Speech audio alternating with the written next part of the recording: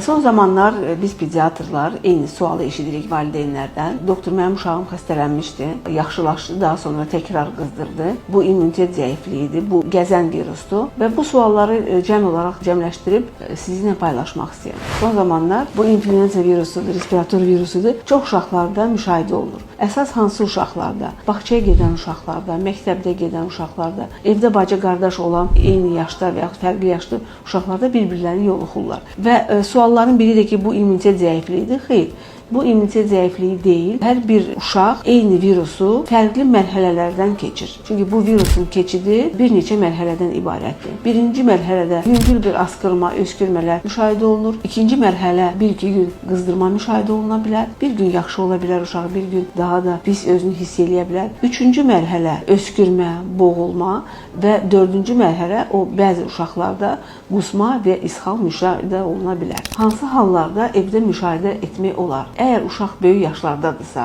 və aktivdir, kifayət qədər maye içirsə, qızdırma çox yüksək rəqəmlərə çatmırsa, o zaman bir neçə gün evdə saxlamaq və müşahidə altında saxlamaq olar. Amma əgər uşaq kiçik yaşlardadırsa, yüksək qızdırırsa, halsızdırsa, ishal və qusma müşahidə olunursa, o zaman heç gözləmədən həkimə müraciət edib, hətta stasionar şəkildə müalicə aparılması tövsiyə olunur.